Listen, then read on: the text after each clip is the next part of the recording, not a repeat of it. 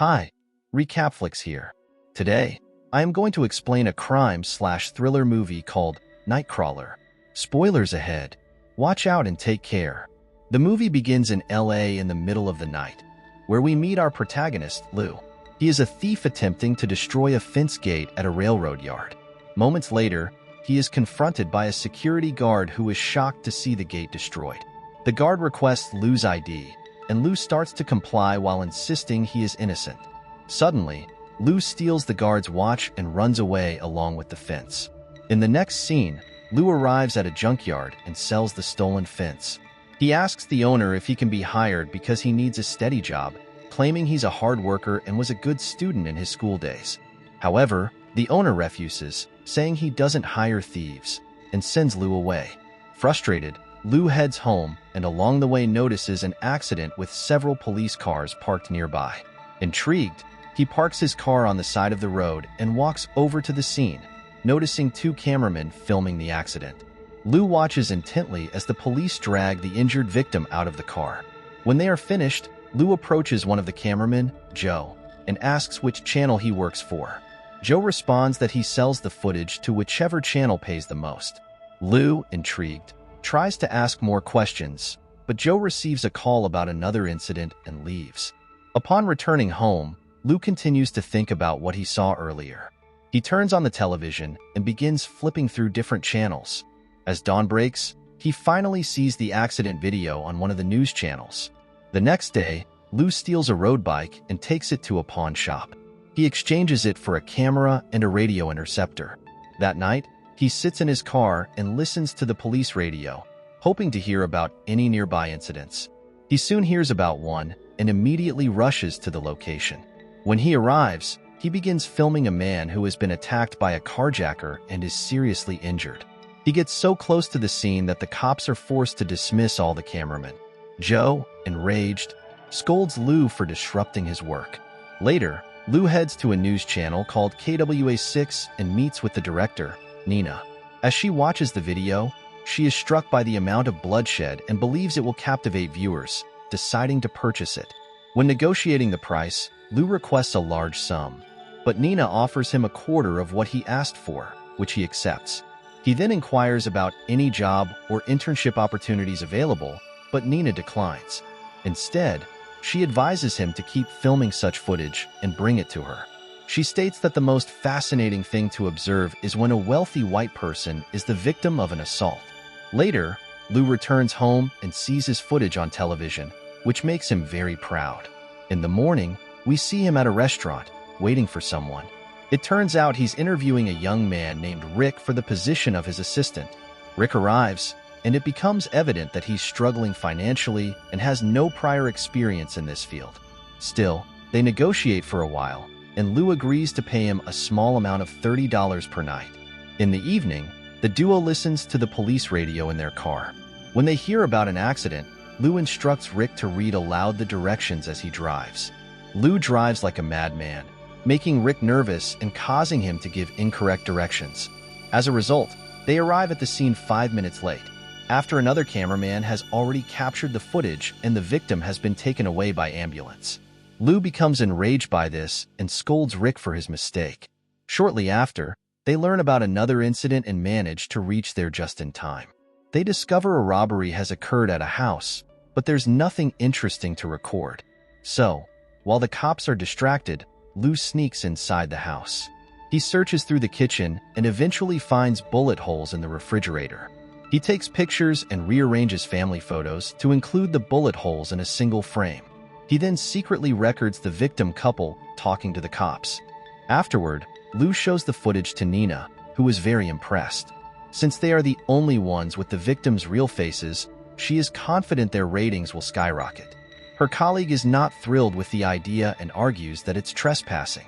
However, Nina dismisses his concern and praises Lou for a job well done. Over the next few days, Lou and Rick capture a lot of new footage of horrifying incidents. Lou continues to sell them to Nina and manages to earn a significant amount of money. With his earnings, he upgrades his equipment and buys a faster car for work. One night, Lou arrives at a car accident scene to get a scoop.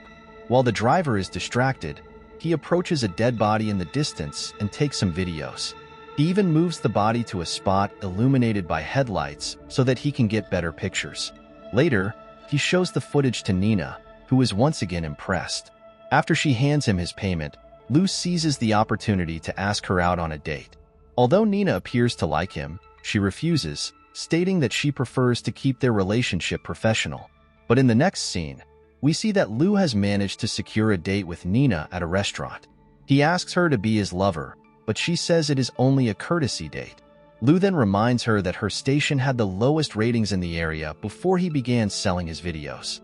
He threatens her, stating that if she does not accept his terms, he will stop selling his footage to her. Seeing his new attitude, Nina is shocked and has no choice but to comply with his demands. The next day, there is a plane crash in the area, but when Lou arrives, he discovers that someone has already captured all of the footage. Disappointed, he manages to shoot only a few random clips and later presents them to Nina. She gets enraged at him and chastises him for failing to capture the exclusive videos. A frustrated Lou then returns home and screams in front of his mirror before smashing it. He later learns from the news that it was Joe who captured the footage first. In a fit of rage, Lou rushes to Joe's house and sabotages his van's brakes. Soon after, when Joe leaves for work, he is involved in a horrible car accident. Rick and Lou immediately rush to the scene, and Lou begins filming his competitor choking to death. This makes Rick very uneasy, and he asks Lou to stop. However, Lou dismisses his concerns, insisting they need to do their job. A few days later, Lou intercepts a police radio report of a shooting at a wealthy house. He rushes to the scene before the cops arrive and captures footage of two criminals fleeing in their car. Lou then sneaks inside the house, where there are a lot of dead bodies.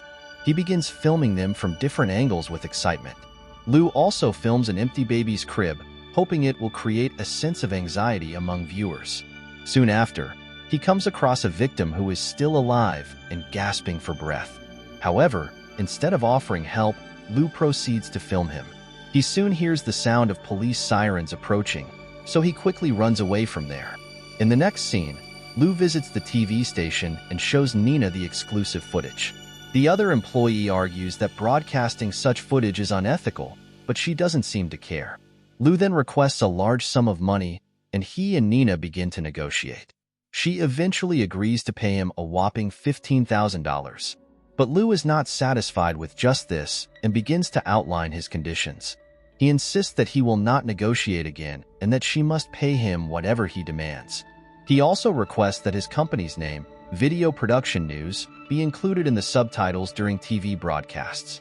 Furthermore, he demands that Nina introduce him to all of her employees and even her superiors. Nina is confused by his forced demands but agrees to them because she does not want to risk losing her TRP. The next morning, Lou is watching his footage with satisfaction when there's a knock on his door. It turns out that detectives are suspicious of his involvement in the incident. They request a copy of the video he shot, and Lou provides them with an edited version that excludes the fleeing criminals. He claims that he saw the criminals leaving but doesn't have their footage. After the detectives leave, Lou looks up the criminals' license plate on the internet and finds one of their houses. In the evening, he and Rick arrive at the location, and Lou shares his plan to stage an arrest and film it. Rick is terrified to hear this and refuses to put his life at risk. He mentions that Lou has been paying him $30 for months, which he finds unfair. Rick then demands an increase to $75 per night or threatens to report him to the police. With no other choice, Lou reluctantly agrees to his condition. Shortly after, they notice the criminals leaving the house and decide to follow them. The criminals soon enter a restaurant, and Lou takes the opportunity to contact the cops. He reports seeing two armed suspects in the restaurant and reveals that they are the same people who murdered a family last night. The duo then waits outside, ready to capture the moment the criminals are arrested. After a while, the cops eventually show up, leading to a shootout between the two parties.